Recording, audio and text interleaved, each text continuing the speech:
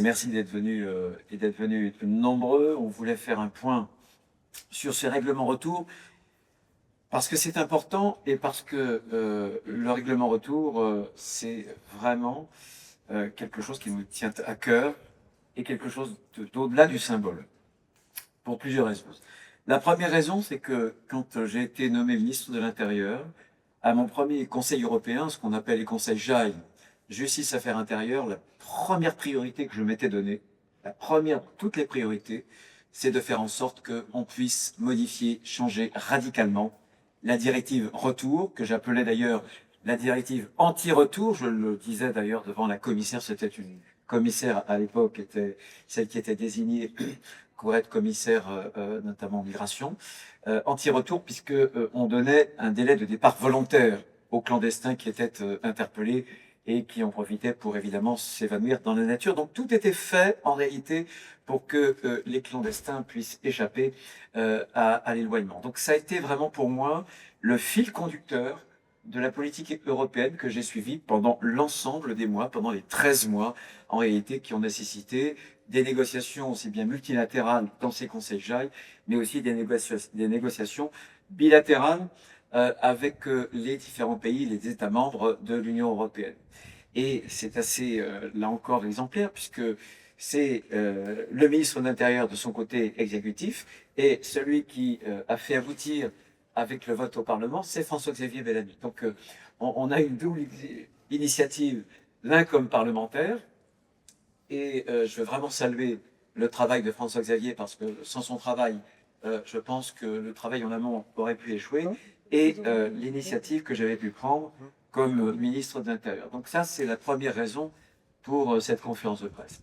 La deuxième raison, elle est importante pour nos concitoyens, parce que souvent l'Europe, par sa bureaucratie, sa technocratie, sa volonté d'ouvrir à tout prix les frontières, sans vouloir d'ailleurs correctement les protéger, ça, bien souvent, c'était l'inverse de l'aspiration des peuples, pas seulement du peuple français, mais des peuples européens. Et on voit bien qu'aujourd'hui, on est en mesure, puisque très clairement les majorités ont changé. Elles ont changé au niveau du Parlement européen, elles ont changé aussi en matière de Conseil de l'Union, puisque désormais le PPE, dont nous faisons partie, dirige ou est la force centrale d'à peu près 17, je crois, François-Xavier, gouvernements en Europe depuis la Slovénie. Donc on peut modifier les politiques européennes de l'intérieur, et ce règlement retour en est la preuve. Et c'est une preuve éclatante dans la mesure, encore une fois, où bien souvent l'idéologie des européistes a consisté précisément à faire en sorte qu'on efface les frontières, mais qu'on mette beaucoup moins d'ardeur à pouvoir protéger nos frontières. Et le troisième point qui est important, c'est que désormais, puisque je vous rappelle que l'accord du trilogue avait lieu lundi dernier, le 1er juin, trilogue, donc Commission, Parlement et puis le Conseil, mais il faut pour entériner définitivement l'accord, désormais un vote solennel, aussi bien du Parlement que du Conseil, qui auront lieu, j'espère, au plus tard au mois de juillet.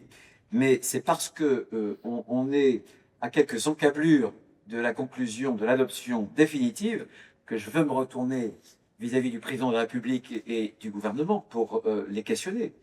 Parce que ce règlement retour, je l'expliquerai dans un instant, change tout.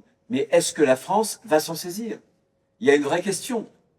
Cette question, elle est consécutive au vote des députés macronistes et Horizon au Parlement européen. Puisque au Parlement européen, quand le sujet a été traité, quand il s'est agi de voter, les députés macronistes Renew ont voté contre, et les députés Horizon se sont abstenus. Donc il y a un doute, une incertitude sur la volonté du chef de l'État, sur la volonté du gouvernement d'appliquer cet accord, d'appliquer la totalité du règlement retour, et notamment les centres de retour, pour lesquels j'ai toujours été favorable. Là encore, ce règlement retour correspond, comme je le disais, aux aspirations des peuples, parce qu'il y a une urgence. Il y a une urgence, puisque désormais l'immigration en France n'est plus sous contrôle. Et il faut appeler un chat un chat. Désormais, comme je l'avais déjà indiqué, l'immigration ça n'est plus une chance quand nos capacités d'accueil sont dépassées et quand toute maîtrise échappe au pouvoir politique.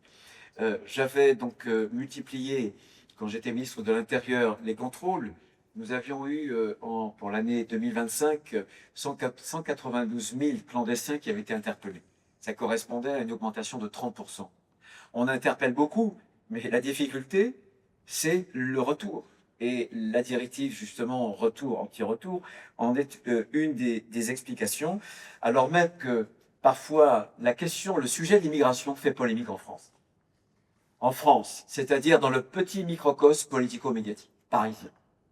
Parce que sondage après sondage, étude après étude, quand vous questionnez les Français vous disent non, il y a trop d'immigration. Il faut reprendre le contrôle. Une très forte majorité. Et quelle ne fut pas ma surprise lorsque j'ai siégé d'ailleurs au Conseil européen, dans les JAI, dans la justice et affaires intérieures, de constater que, en réalité, autour de la table, il y avait des ministres de droite, conservateurs, il y avait des ministres de gauche, sociaux-démocrates, mais que, en réalité, tous convergeaient vers le même objectif. Il n'y avait pas une politique de droite ou de gauche. Tous disaient qu'il fallait reprendre le contrôle d'une immigration massive qui nous avait donc échappé. Rapidement sur le contenu, mais je vais donner la parole à François-Xavier. Il est important, ce règlement, d'abord et avant tout, parce qu'il y avait une vieille règle, qui était une règle, grosso modo, pour faciliter l'installation des clandestins, des étrangers de situation irrégulière dans les différents États membres. Cette règle, c'était le délai volontaire de départ, environ 1 mois, voilà. Et désormais, le règlement retour substitue à cette règle la règle du départ, de l'éloignement forcé. Ça, c'est absolument fondamental. Deuxième chose, la possibilité de centre de retour. Moi, je l'avais imaginé à l'époque pour Mayotte. Vous savez que Mayotte croule sous 2 flux sur l'immigration, en jouant les Comores et puis l'Afrique des Grands Lacs depuis quelques années, mais assez récemment.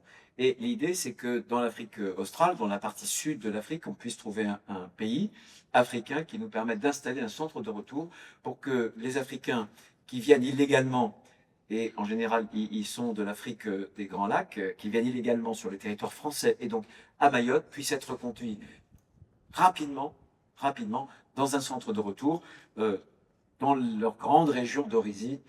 Je parle de l'Afrique australe et du sud de l'Afrique. Ça, c'est important.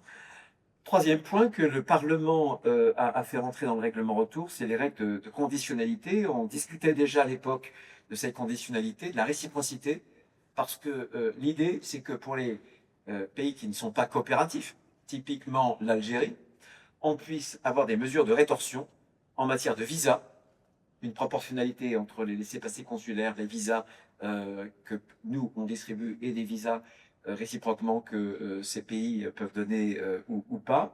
Conditionnalité sur les règles commerciales, puisque ces pays, bien souvent, demandent à l'Europe des tarifs douaniers préférentiels, des accords de libre-échange. Ben là, c'est aussi un levier de négociation.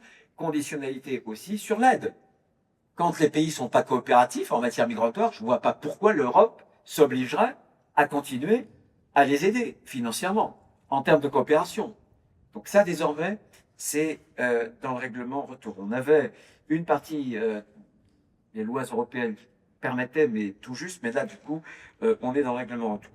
Et on a un article pour lequel je me suis beaucoup battu, qui est devenu, c'était à l'époque le 21, mais je crois que c'est le 23 désormais et quelques, c'est la capacité pour les forces de l'ordre d'investigation et notamment de fouille des objets électroniques, que ce soit des portables, que ce soit des ordinateurs quand il y en a, pour connaître les trajectoires, pour connaître les trajets, pour détecter précisément d'abord le caractère terroriste ou non quand il y a lieu, parce que souvent ça a été le cas dans les détections qu'on a pu avoir d'origine, en tout cas de suspicion terroriste. Et là encore, ça permet de tracer la trajectoire. C'est important quand les papiers ont été brûlés pour déterminer les pays d'origine. Et une durée de rétention qui a été allongée à 30 mois, avec là encore, ce qui n'était pas le cas précédemment, un soin particulier sur ce qu'on appelle les profils troubles à l'ordre public, c'est-à-dire la dangerosité des individus. Voilà ce que je voulais dire. En tout cas, je voudrais remercier François-Xavier pour le travail qu'il fait au Parlement européen. Sans son action, ce règlement retour aurait pu rester lettre morte ou il aurait été considérablement affaibli. Marie-Carole Fintou, qui suit ces questions-là aussi au Sénat, qui nous parlera de la politique de rétention, de retour dans quelques instants. Je vais peut-être tout de suite passer la parole à François-Xavier. Mais l'enjeu aujourd'hui, vraiment, c'est que tout le travail qu'on a pu faire en amont, et dès lors que le règlement retour aura été définitivement approuvé, il faut que le gouvernement, il faut que le chef d'État s'en saisisse et que non seulement ce soit appliqué immédiatement dès qu'il sera applicable en France, mais que dans la totalité, dans l'amplitude, si j'ose dire, de ces différentes dispositions, eh bien, la France puisse ne pas écarter telle ou telle disposition. On a besoin vraiment de tout le dispositif si demain on veut vraiment maîtriser l'immigration. C'est ce que nous demandent les Français.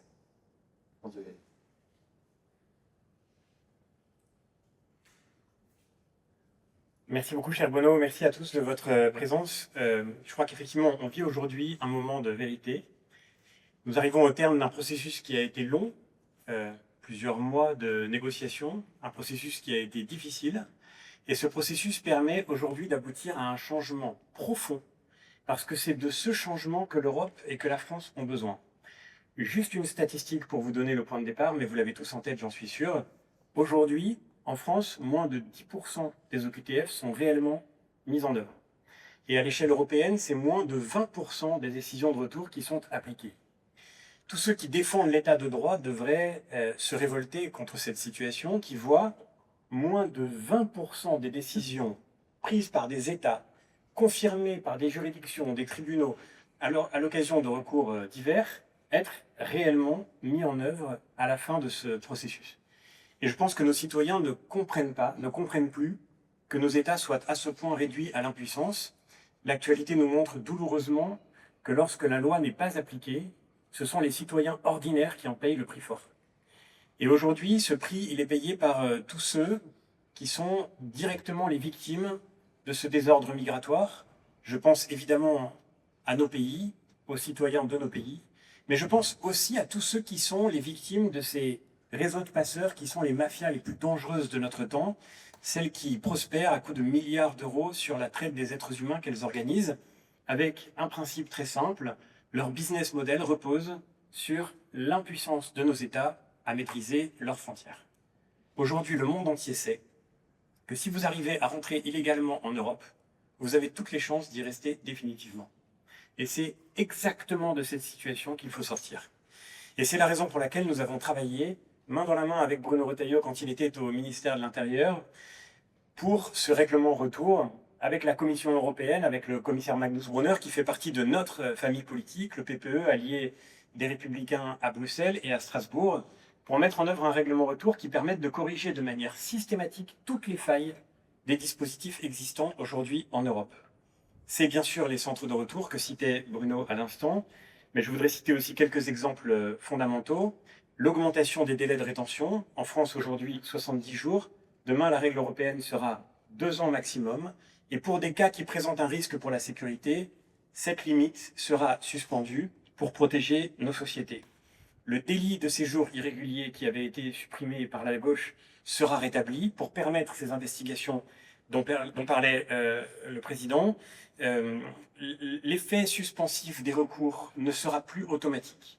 Nous protégeons bien sûr le droit au recours, nous croyons à la justice, mais nous ne croyons pas que la justice doive être instrumentalisée de manière purement dilatoire pour empêcher les expulsions qui sont parfaitement fondées, et par conséquent les recours seront toujours possibles, mais ils ne mettront plus fin à la suspension des expulsions. Nous fixons aussi des interdictions d'entrée pour des étrangers qui seraient rentrés ou restés illégalement sur le sol européen et qui y auraient commis des crimes ou des délits. Une personne qui, étant illégalement présente en Europe, a commis un attentat terroriste, a commis un crime, un viol, cette personne-là non seulement doit être expulsée, mais il est parfaitement légitime que nos pays disent à cet individu qu'il n'aura plus le droit de revenir légalement en Europe parce qu'il a perdu le droit à un titre de séjour sur le sol de nos pays. Et enfin, la conditionnalité qu'évoquait Bruno, qui est un élément très important, c'est le Parlement, c'est le texte que j'ai porté au Parlement, parce que c'est le texte que j'ai défendu qui a été voté par nos collègues parlementaires il y a plusieurs semaines de cela, qui est devenu la base de notre mandat de négociation. C'est le Parlement qui a porté spécifiquement cet ajout essentiel que nous devons conditionner la politique extérieure de l'Union européenne, mais aussi de nos États, en matière d'aide au développement, en matière de politique commerciale et en matière de délivrance de visas, à la coopération des pays tiers en matière migratoire. Nous avons terminé cette négociation la semaine dernière sur 2 débats majeurs dans lesquels le gouvernement français était directement impliqué. Le premier, c'était sur la date d'application de ce règlement. Une fois que nous nous sommes mis d'accord sur ces 52 articles, sur tout ce travail de fond pour réformer nos procédures, le gouvernement français, parmi d'autres, demandait que ce texte ne s'applique que dans 2 ans. Pour nous, c'était impossible. C'est maintenant que nos pays ont besoin de ce changement et nous avons négocié pied à pied jusqu'à la dernière minute de cette discussion pour que le délai d'application de ce texte soit ramené à 1 an, puis à 20 jours, puis à 1 jour, et c'est le point d'arrivée auquel nous sommes parvenus. Ce texte s'appliquera le lendemain de sa publication au journal officiel de l'Union européenne, le lendemain. Quelques articles qui présentent une difficulté spécifique de mise en œuvre seront reportés d'1 an, mais l'essentiel du texte et surtout la base légale fondamentale qu'il crée sera appliquée immédiatement. La deuxième question qui a constitué une pomme de discorde dans la dernière ligne droite de cette négociation, c'était ce fameux article 37 bis créé par le Parlement sur la conditionnalité, et nous avons eu le grand regret de voir notre gouvernement demander que ne s'applique pas cette conditionnalité. Je crois que c'est un indice intéressant parce que derrière le débat technique, il y a en fait un choix politique. Nous arrivons au moment de vérité et nous arrivons au moment de l'action. Et j'ai 2 questions toutes simples à poser. Avec Bruno Retailleau, avec Marie-Carole Siontou, avec tout notre mouvement, nous avons 2 questions toutes simples à poser au gouvernement français. La première question. Ces députés, comme le rappelait Bruno, ont voté contre ou se sont abstenus, pour une toute petite partie d'entre eux, ont massivement voté contre ce règlement lors de sa discussion au Parlement. Nous avons devant nous le vote final de ce texte qui arrivera soit mi-juin, soit mi-juillet au plus tard. Puisque le gouvernement s'est félicité de l'adoption de ce texte, est-ce que les députés qui constituent sa majorité au Parlement européen, au sein du groupe Renew, voteront en faveur de ce texte? Une grande partie de leur propre groupe s'est déjà prononcée pour le soutenir. Une partie même des députés socialistes, non pas français, mais des pays d'Europe du Nord ou bien d'Europe centrale, ont voté en faveur de ce texte. Il n'y a aucun procès en radicalisation qui tienne. La seule et unique question qui compte, c'est qui veut vraiment sortir de l'impuissance face à l'immigration illégale? Est-ce qu'à cette question-là, les députés macronistes, les députés Horizon répondront qu'ils sont prêts à soutenir un agenda qui est aujourd'hui celui des 27 États membres de l'Union européenne, celui de la Commission européenne et qui sera celui du Parlement européen avec certitude au moment de ce vote final? Ce n'est pas seulement une question de principe, c'est aussi une question d'action. Et la deuxième question que nous voulons poser, c'est celle que Bruno formulait à l'instant. Est-ce que le gouvernement est prêt à se saisir de toutes les dispositions qui sont contenues dans ce texte pour sortir la France de cette situation de faillite face à l'immigration illégale aujourd'hui? Cette faillite, elle ne vient pas de nulle part. Elle vient en particulier du carcan juridique et jurisprudentiel qui empêche l'État d'agir. Malgré le dévouement de nos forces de police, de gendarmerie, malgré l'engagement de tous ceux qui sont tous les jours sur le terrain face à l'immigration illégale, aujourd'hui, le droit organise leur impuissance. Demain, cette situation changera. Demain, l'Europe ne sera plus le nom, la cause, le symptôme de l'incapacité de nos États à maîtriser leurs frontières. Demain, le droit européen va rendre à nos États les moyens d'agir. Mais nous le savons, le droit ne remplace pas l'absence de volonté politique. Il fallait un combat sur le droit européen, il faudra maintenant la volonté politique. La France ne peut pas attendre 1 an. Dans 1 an, nous aurons l'élection présidentielle. Et dans 1 an, j'en suis sûr, autour de Bruno Retailleau, nous porterons une nouvelle majorité qui aura la détermination pour agir. Mais c'est dès maintenant que ce changement doit s'opérer. Et si nous nous sommes battus pour que ce règlement n'entre pas en vigueur seulement dans 2 ans ou dans 1 an, c'est parce que nous savons que la France, en particulier la France, ne peut pas attendre. Et donc notre question est simple, est-ce que le gouvernement va négocier comme d'autres gouvernements européens, de toute sensibilité politique possible? Je pense au gouvernement allemand, bien sûr, en coalition avec le PPE et les socialistes. Je pense au gouvernement danois, gouvernement social-démocrate, qui sont en train de négocier pour ouvrir des centres de retour. Est-ce que le gouvernement français, malgré ce qu'il a pu déclarer, va se décider à mettre en œuvre pleinement ce règlement retour? C'est ce qu'attendent les citoyens français, et c'est la voix des citoyens français que nous porterons dans le débat décisif qui s'engage aujourd'hui.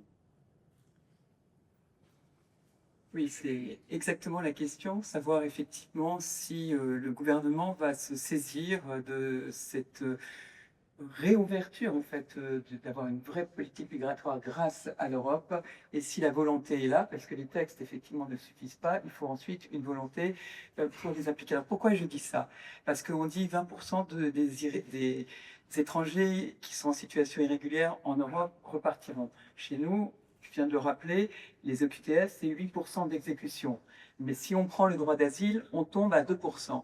Et si on traite le sujet des centres de rétention, qui est le seul système qui fonctionne encore dans notre lutte contre l'immigration irrégulière en France, c'est un peu 40% repartiront dans leur pays d'origine. Donc ce qui se passe là est évidemment fondamental, mais lorsque j'ai été porteur au Sénat, sous l'impulsion de Bruno Retailleau, et au Sénat nous avons beaucoup bataillé, comme toi tu le fais, pour sonder la possibilité d'avancer sur la politique migratoire.